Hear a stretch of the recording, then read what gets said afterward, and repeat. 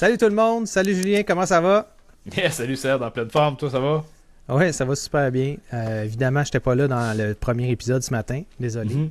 De toute façon, vous avez bien fait ça les boys, pour vrai, j'avais aucun doute que ça allait être sur la coche.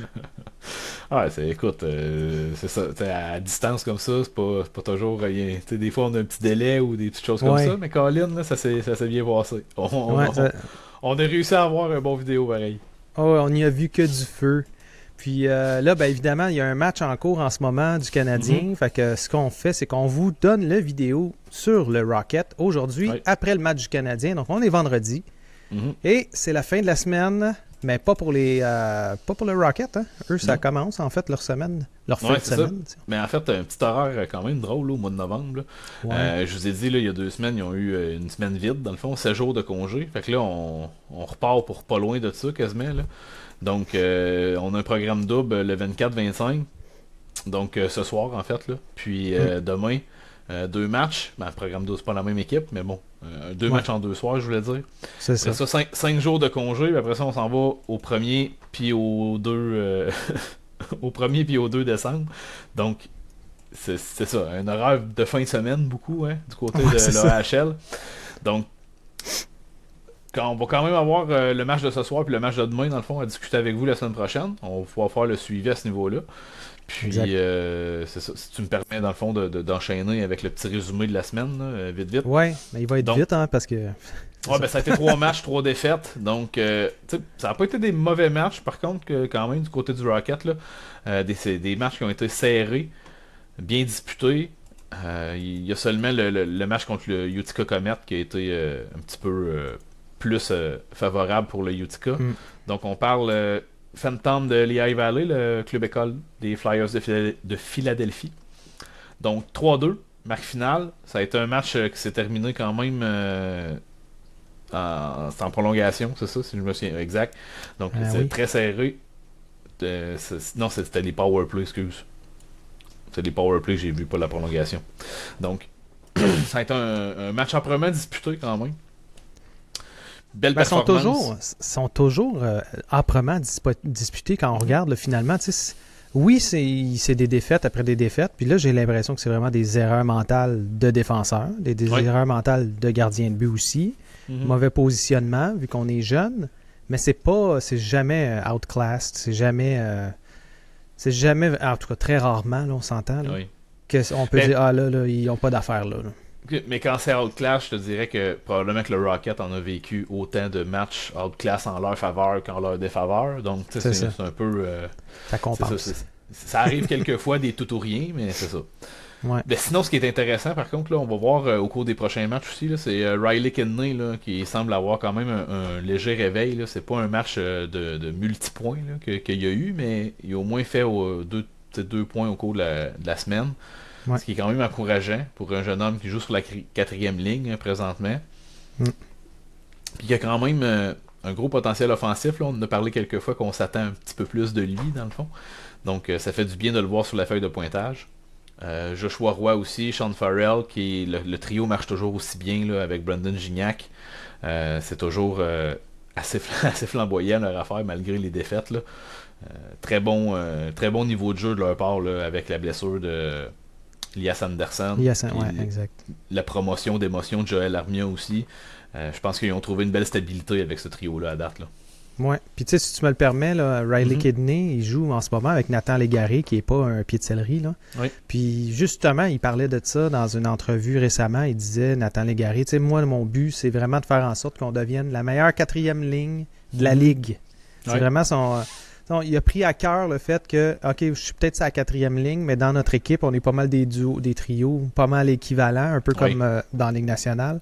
Puis, il en fait vraiment un devoir de, montrer aux plus jeunes comment ça marche, les Mhm. aider dans leur cheminement, mais aussi de driver la ligne là, pour justement enlever peut-être un peu de pression au centre qui est Riley Kidney. Là.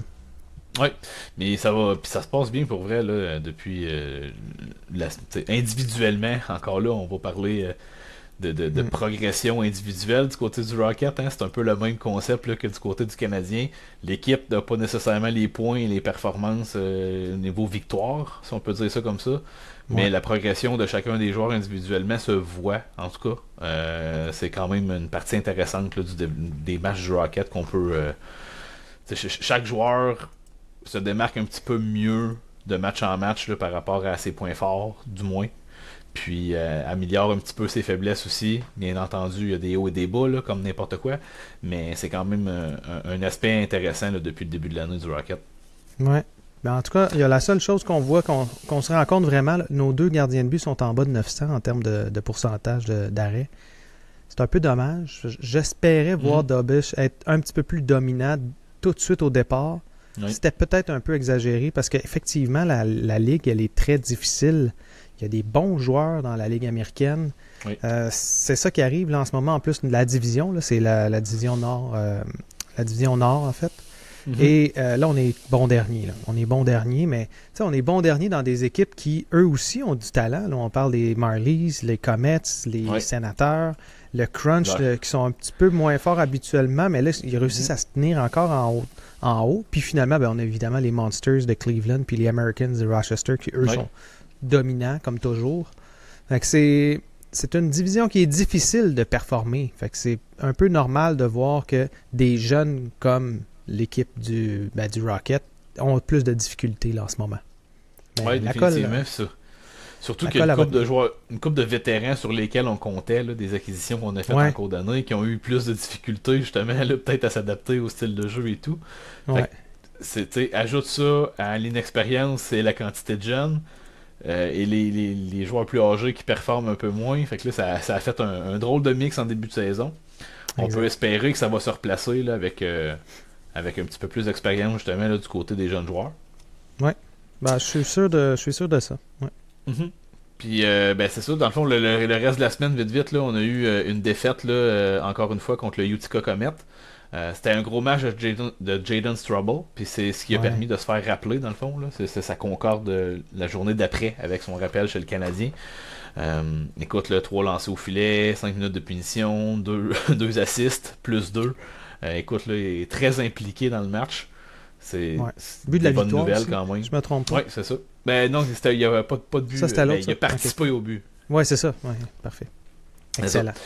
Puis sinon, ça a été aussi là, le rappel de 2 joueurs de Trois-Rivières aussi dans ce match-là. Là. On parle de Nolan Yaremko puis Alex-Olivier Voyer qui, dans le match d'après, une autre défaite contre les Americans de Rochester, ont tous participé, dans le fond, au pointage. C'est bon. Dans le fond, c'est la nouvelle 4e ligne là, avec les blessures qu'il y a eu. C'est un peu eux qui sont venus prendre la relève des blessés.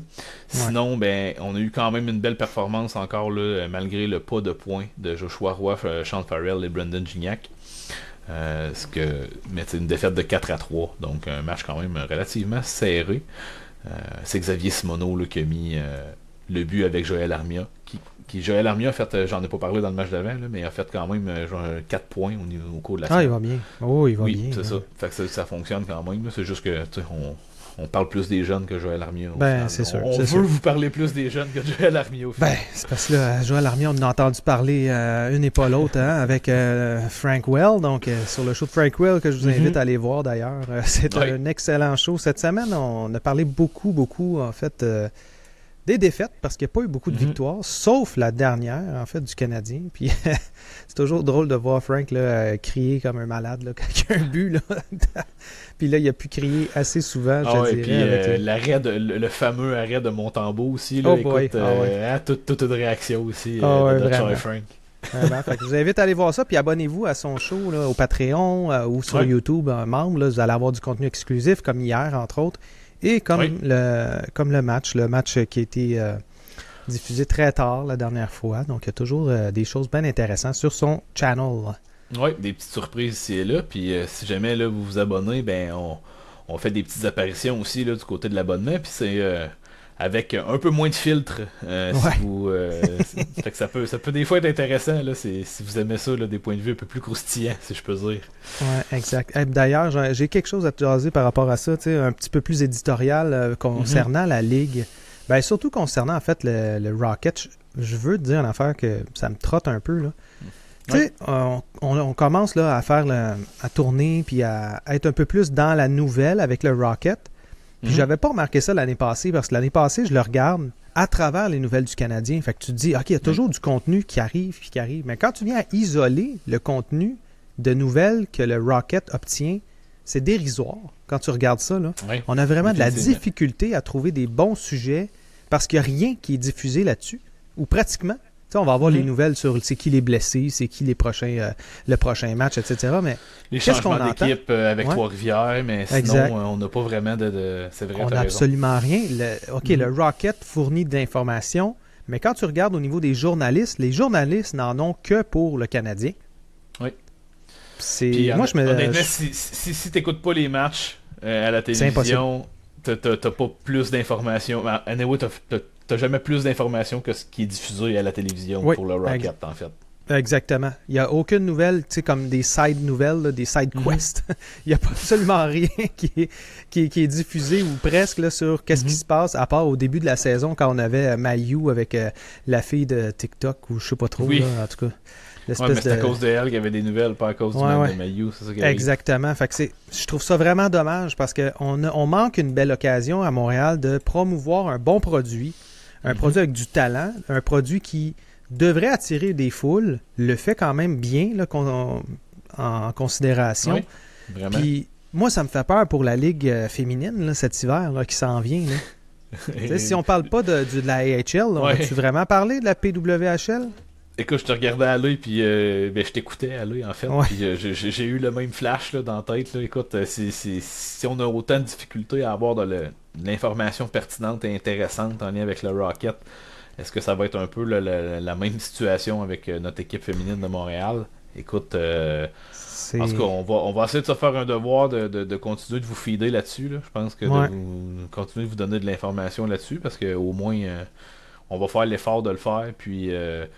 on va essayer de vous rendre ça intéressant, puis intéressé aussi. On va s'y intéresser pour vrai aussi. Ben donc, oui, on va aller les voir. On a quand même j'ai un insider là, pour la PWHL, là, comme tu peux savoir. Donc, on pourra peut-être avoir des nouvelles par rapport à ça. Ça se peut même en plus qu'il ait travaillé directement avec l'équipe pendant l'hiver, parce que c'est des saisons quand même écourtées. Donc, on pourra peut-être avoir des insides sur la Ligue féminine. En tout cas, j'ai bien hâte de voir si on va être en mesure d'obtenir des informations privilégiées. Puis là, écoute, j'en profite vite, là, mais en ce moment, je suis en train de réfléchir à travailler, à essayer d'avoir un représentant de la Ligue collégiale, un représentant de la Ligue universitaire, puis un représentant de la Ligue Midget 3, peut-être aussi. Fait qu'on va peut-être essayer on va peut-être réussir à vous faire un beau topo des ligues au Québec, avec chacun un représentant significatif là, dans chacune des ligues. Fait que ça peut être bien le fun là, au cours de l'hiver, en fait. Là. Ben oui. On se met pas de pression, mais on va essayer de vous trouver du bon contenu là, qui sortent de la NHL et du Canadien. Puis, mon dernier point, Julien, je voulais te faire un topo sur le top 10 en fait, des joueurs en ce moment. Donc, c'est comme un power ranking, mais en réalité, on prend juste les meilleurs pointeurs en réalité de la Ligue. Sans surprise, on a Joshua Roy qui figure parmi le top, on va dire top 4, top 5, là, parce que qu'est-ce qui arrive, c'est qu'il y a à peu près 4-5 joueurs là, qui ont 18 points. La seule différence, c'est que Joshua il a joué pratiquement tous les matchs de l'équipe. Il est à 16 matchs en ce moment avec 18 points. Puis là, quand tu regardes ceux qui sont devant lui en ce moment, on a Isaac Rosen qui joue pour Buffalo, mais qui joue avec les Rochester. Maverick Bourque.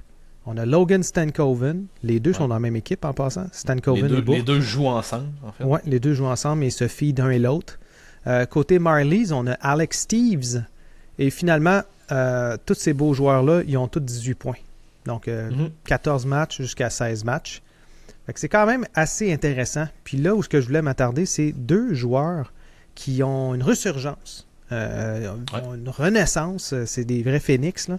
On parle de Riley Tufte. Tufte, c'est T-U-F-T-E. Présentement, il est 8e avec 17 points en 12 matchs seulement. Ce joueur-là a été complètement oublié. En fait, il jouait pas avec... Là, en fait, il joue avec l'équipe de Colorado. Donc, c'est l'équipe des Eagles du Colorado. Donc, c'est le club école, évidemment, de l'Avalanche du Colorado. Puis, c'est un ailier gauche. Ailier gauche qui a été complètement oublié, en fait, par Son équipe qui l'a repêché, c'est-à-dire les Stars. Donc, les Stars de Texas, c'est la même équipe qu'évidemment les Stars qu'on connaît très bien. Dallas, en fait. Exactement. Puis, eux, en fait, ça fonctionnait pas. Là. Si tu regardes ces statistiques, il y avait rarement plus que 15-20 points. L'année passée, ils avaient réussi à se tailler avec 35 points en 63 matchs, puis ils l'ont laissé aller. Donc, ils ne l'ont pas renouvelé.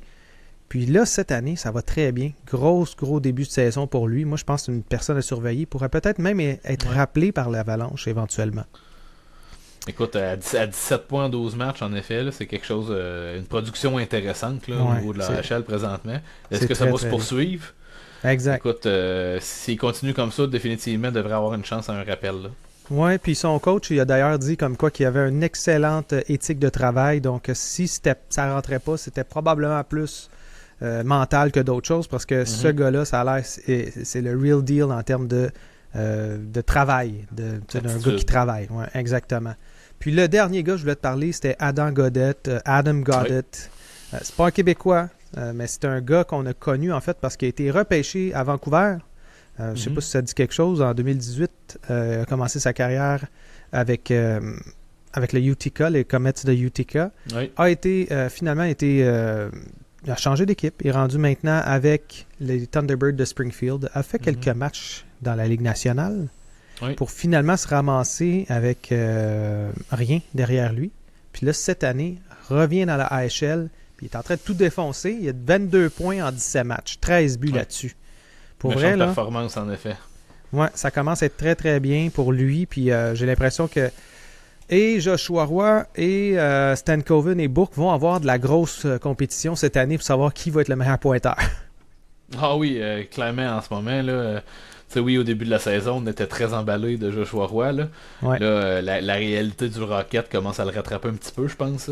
Ouais. Mais ça va être une belle course au niveau du pointage. Là. Puis, écoute, ça aussi, on va continuer de vous donner un petit coup d'œil sur ce qui se passe là. Justement, ça pourrait faire en sorte que ça donne envie aux Canadiens de faire une place à Joshua Roy pour la fin de la saison du côté de Montréal. On ne sait jamais ce qui peut arriver là-dessus. J'aimerais ça. J'aimerais ça. Bien hâte de voir ce qui va se passer à ce niveau-là. Exact. Bon, ben merci Julien, c'était super. Yes, bon salut. tour d'horizon, puis on se revoit évidemment la semaine prochaine pour les Vendredis Rocket. Puis sur ce, on like, on suit si vous ne suivez pas déjà. Puis si vous avez des questions, n'hésitez pas dans les commentaires. On essaie de répondre à tout le monde, des fois un peu plus tard, là, mais écoutez, on fait notre gros possible. On fait notre possible, en effet. Exact. Merci. Un gros merci tout le monde. Salut Julien. Bye bye.